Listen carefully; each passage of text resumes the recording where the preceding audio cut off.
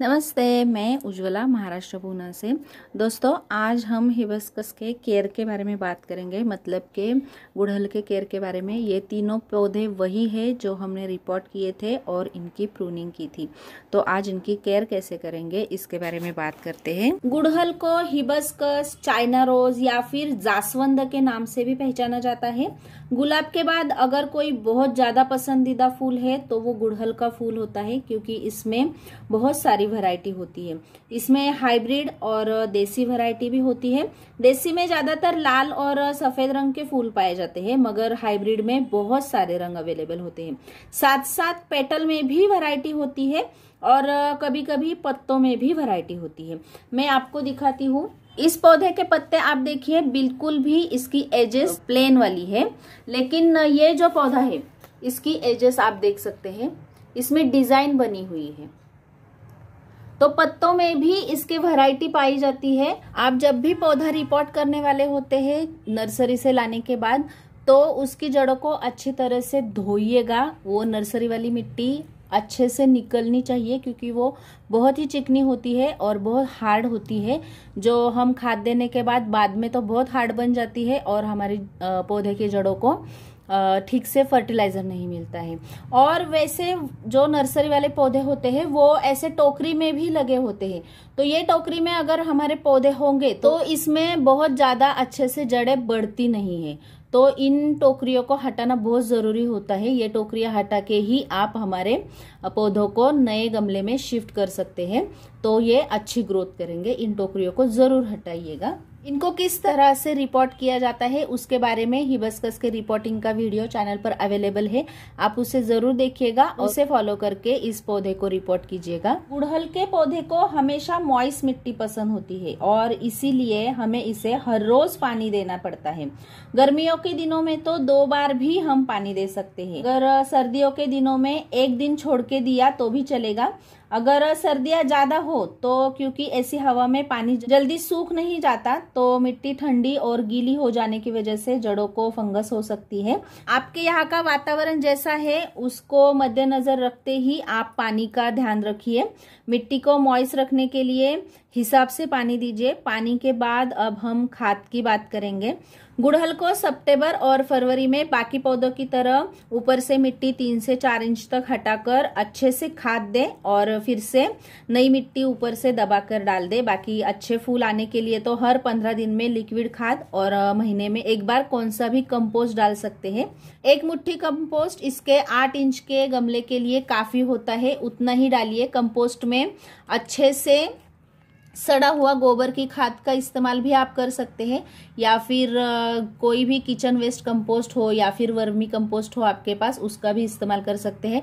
अगर आप गोबर खाद का इस्तेमाल कर सकते हैं तो दूसरी वाली खाद, मतलब दूसरी बार जब आप कंपोस्ट देंगे तो उसमें 1.5 महीने का अंतर रखिए, क्योंकि गोबर की खाद बहुत गर्म होती है और वो डिकम्पोस्ट होने में वक्त भी लगती है और ज्यादा दिनों तक न्यूट्रिएंट्स प्रोवाइड करती है। लेकिन वर्मी कंपोस्ट और किचन वेस्ट कंपोस्ट अगर आप दे रहे हैं तो महीने में 1 बार दिया तो भी चलेगा। लिक्विड खाद की इसे बहुत ज्यादा जरूरत होती है, क्योंकि इसमें फूल खिलते हैं। ये बहुत हेवी फीडर प्लांट है, तो इसमें खाद डालनी बहुत जरूरी है। जितनी आप अच्छे से खाद डालोगे समय समय पर, उतना ये अच्छे से फूल खिलाएगा। समय समय पर इसका मतलब ये नहीं कि आज एक खाद डाली, कल एक खाद डाली, परसों एक खाद डाली, बिल्कुल नहीं। हर 2 खाद के बीच में आपको 7 से 8 दिन का अंतर रखना पड़ेगा, उसके बाद ही आप दूसरी खाद डाल सकते हैं। नहीं तो इसकी मिट्टी में बहुत ज्यादा न्यूट्रिएंट्स हो जाएंगे और वो सख्त बन जाएंगे, क्योंकि हमारी मिट्टी सिर्फ 30% ही खाद में से न्यूट्रिएंट्स एब्जॉर्ब करती है। बाकी के जो न्यूट्रिएंट्स बचते हैं उनसे हमारी मिट्टी हार्ड हो जाती है। और इसीलिए मिट्टी को उपजाऊ बनाने के लिए और वो जो सख्त बने हुए न्यूट्रिएंट्स है उनको ब्रेक करने के लिए हम गुड़ के पानी का इस्तेमाल करते हैं। तो 2-3 महीने बाद आप गुड़ के पानी का भी इस्तेमाल कर सकते हैं। गुड़ के भी बहुत सारे फायदे होते हैं हमारे पौधों में, तो उनको देखने के लिए आप मेरा गुड़ का इस्तेमाल कैसे कर सकते हैं हमारे बागवानी में, उसका वीडियो देखिएगा। उसमें मैंने बहुत डिटेल से ये बातें शेयर की हुई है। फूल प्रोड्यूस करने के लिए हिबिस्कस के पौधों को, जैसे बाकी पौधों को फास्फोरस की जरूरत होती है, वैसे इसको नहीं होती है, इसको पोटेशियम की जरूरत होती है। इसलिए बोन मील का भी ज्यादा इस्तेमाल मत कीजिएगा। पोटैश का इस्तेमाल कीजिएगा, या फिर आप अगर ऑर्गेनिक फर्टिलाइजर ही देना चाहते हो तो केले के छिलके का पानी ये सबसे अच्छा फर्टिलाइजर है। हर हफ्ते में एक बार इसका पानी दे सकते हैं, या फिर केले के छिलके अच्छे से सुखा के उसका पाउडर बनाइएगा। मिट्टी को थोड़ी सी हटा के उसके अंदर वो पाउडर डालनी है और फिर से मिट्टी अच्छे से दबा के उस पाउडर को बिठाना है, क्योंकि अगर वो केले के छिलके की पाउडर खुली रह गई तो उसमें भी फंगस हो सकता है। तो फूल तो खिलने बहुत दूर की बात, लेकिन फंगस से हमारा पौधा जरूर खराब हो जाएगा। तो उस पाउडर को ढक के ही देना चाहिए। और उसके साथ साथ आप कभी कभी कॉफी की पाउडर का पानी, या फिर चाय के धोकर सुखाई हुई चाय की पत्ती जो होती है उसका पानी का भी इस्तेमाल आप कर सकते हैं। उससे इसकी मिट्टी भी एसिडिक बनती रहेगी, प्रॉपर रेशो में इसको एनपीके भी मिलता रहेगा। तो ये इन खादों का आप इस्तेमाल कर सकते हैं, जिससे इसमें ज्यादा से ज्यादा फूल आ सके। फूल खूबसूरत होने के साथ साथ हिबिस्कस के पत्ते भी हरे हो तो बहुत अच्छे लगते हैं ये पौधे। जितने अच्छे पौधे के पत्ते हरे होंगे उतने ही उन पे फूल अच्छे खिलते दिखते हैं, और कलर कॉम्बिनेशन वो बहुत खूबसूरत लगता है। और पत्ते हरे करने के लिए हमें इप्सम सॉल्ट का भी इस्तेमाल करना है। इप्सम सॉल्ट हम महीने 1.5 महीने में 1 चम्मच इसमें दे सकते हैं, या फिर आप इप्सम सॉल्ट का पानी भी मिलाकर दे सकते हैं। और जैसे ही आपको ऐसे पत्ते डल डल से लगे, जैसे मैं आपको दिखाती हूँ, इस पौधे के थोड़े से पत्ते डल लग रहे हैं। ये बात मैं पानी के वक्त बोलना भूल गई थी। देखिए ये ऐसे डल डल से लगते हैं, ऐसे डल लगने लगे तो आप समझ जाना इस पानी की भी कमी है। तो आप इसमें इप्सम सॉल्ट डाल के पानी डाल सकते हैं, तो ये पत्ते अच्छे से खिल उठेंगे, अच्छे से फ्रेश हो जाएंगे। इस पौधे के देखिए ये कैसे फ्रेश लग रहे हैं और इसमें शाइन भी है, लेकिन इस पौधे के थोड़े से डल लग रहे हैं। तो इसमें मैं इप्सम सॉल्ट डालूंगी थोड़ा सा, और इसको पानी भी दूंगी। तो हरे पत्ते होने के लिए हमें इप्सम सॉल्ट भी बीच बीच में डालना बहुत जरूरी है। आपको लगेगा ये डालो वो डालो सभी इसमें डालना है क्या, तो हाँ, ये पौधा फ्लावर प्रोड्यूस करता है, और हर फ्लावर प्रोड्यूस करने वाले पौधे को ज्यादा खाद की जरूरत होती है। हर प्रकार के न्यूट्रिएंट्स इसको लगते हैं, इसलिए हमें हर प्रकार के खाद का इस्तेमाल इसमें करना है। फूल खिलने के लिए अच्छी मिट्टी, अच्छी खाद के साथ साथ जरूरत होती है अच्छे धूप की। और इस पौधे को भी 6 से 7 घंटे की धूप अच्छी लगती है। 6 से 7 घंटे की धूप मिलने पर ये अच्छे से फूल प्रोड्यूस करता है। और आपके यहाँ पे अगर धूप नहीं आती, जैसे आपको पता है मेरे यहाँ पे ज्यादा धूप नहीं आती है, तो आप इसे ब्राइट रोशनी में भी रख सकते हैं। 1 से 2 घंटे की धूप मिली तो भी चलेगा। ब्राइट रोशनी में भी ये अच्छे से सरवाइव कर लेता है। इसको बहुत कीचड़ पिचड़ ऐसे गमले पास पास रखे हुए इसको बिल्कुल अच्छा नहीं लगता। इसके गमले हमेशा ऐसे खुले रहने चाहिए। खुली हवा इसको बहुत पसंद होती है, बहुत अच्छी लगती है। खुली हवा में भी ये अच्छे से सरवाइव करेगा। अच्छी फ्लावरिंग के लिए आप इसे समय समय पे खाद पानी तो जरूर दें, मगर साथ में ही कुछ छोटी छोटी चीजें करना भी जरूरी होता है। जैसे ये पीले पड़े हुए पत्ते हैं, इनको हमेशा निकालते रहना है। ये पीले पत्ते हमारे पौधे का खाद भी खींचते रहते हैं और खामखा फंगस भी पैदा कर सकते हैं। तो ऐसे पीले पड़े हुए पत्ते हमेशा हमें निकालने हैं। इस पौधे में भी देखिए ये पीला हुआ है पत्ता, तो ऐसे पत्तों को हमें निकालना है। और जो सूखे हुए फूल होते हैं, इन फूलों की लाइफ तो एक ही दिन होती है, तो एक दिन खिलता है, दूसरे दिन इसका फूल सूख जाता है। तो उन सूखे हुए फूलों को भी हमें निकाल देना है। और सूखे हुए फूल बिल्कुल भी ऊपर से नहीं हटाने हैं, हमें नीचे से हटाने हैं। मैं ये जो आपको पिक्चर दिखा रही हूँ, ये मैंने प्रून करने से पहले इसमें जो फूल खिला था उसका दिखा रही हूँ। तो इस फूल के डंडी के साथ इसे निकालिएगा। और ऊपर से अगर हमने सिर्फ इसकी पत्तियां हटाई या फिर ऊपर से ही फूल हटाया हमने, तो इसके नीचे देखिए ये सीड पॉड बन रहा है। और सीड पॉड बनने के कारण हमारे बाकी फूल नहीं खिलेंगे, ज्यादा फूल नहीं ये पौधा खिला सकता।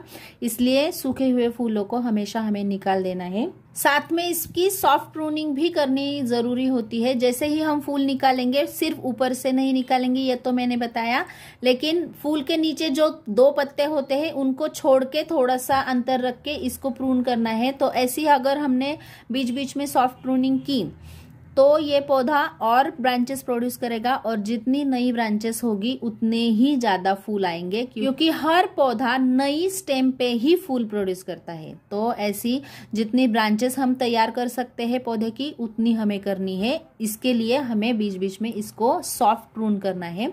आप हार्ड प्रूनिंग सिर्फ सितंबर में या जनवरी फरवरी में कर सकते हैं। बीच में आप सिर्फ इसे सॉफ्ट प्रून ही कीजिएगा। और जनवरी में आप इसकी जड़ों को भी प्रून कर सकते हैं, क्योंकि इसकी जड़ें बहुत ज्यादा फैलती है, बहुत जल्दी ही हमारा गमला भर जाता है। तो ऐसा होने पर भी इसके ग्रोथ पर असर हो जाता है। इसलिए हर 2-3 साल के बाद, 2 या 3 साल के बाद हमें पौधे को रिपोर्ट करना पड़ता है।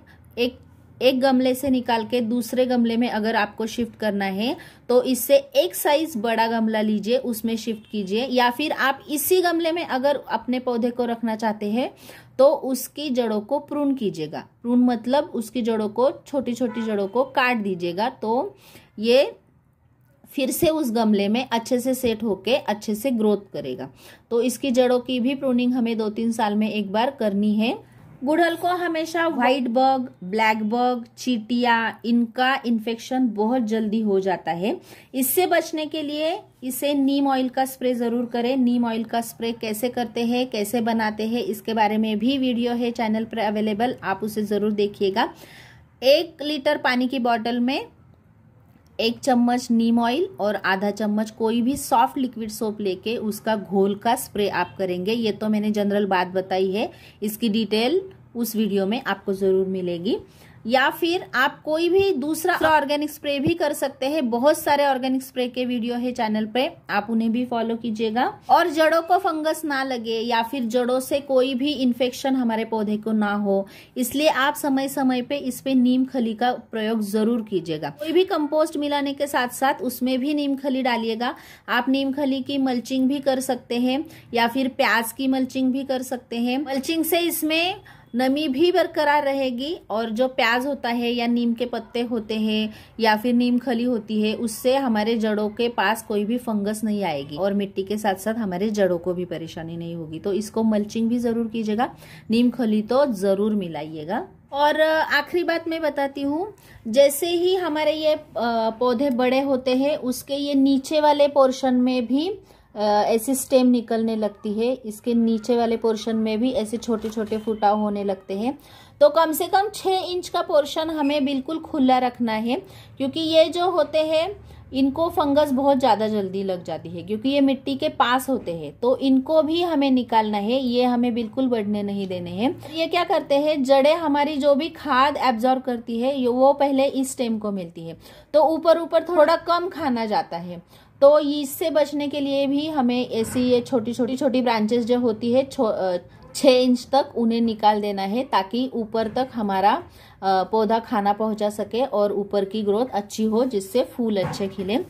और मिट्टी को ठंडा रखने के लिए आप ऐसे मटके का भी इस्तेमाल कर सकते हैं। और इसमें पानी दिया तो जो गड्ढा पड़ता है हमारे मिट्टी में, जिससे हमारी पौधे की जड़ें खुली हो सकती है, और खुली जड़ों को हवा लगने के कारण पौधा खराब हो सकता है। तो ऐसे मटके आपने ऐसे मिट्टी में रख दिए, तो इसमें पानी डालने का, इसमें पानी डाला तो पौधे को मिलता रहेगा, मिट्टी में ठंडक भी बरकरार रहेगी।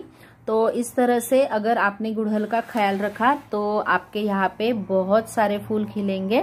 और इसके बाकी के अपडेट में धीरे धीरे जैसे जैसे मेरा पौधा बढ़ेगा वैसे वैसे दे ही दूंगी। तो कैसे लगा आपको ये वीडियो? अच्छा लगा तो लाइक जरूर कीजिएगा और मेरे चैनल को सब्सक्राइब कीजिएगा। नमस्ते।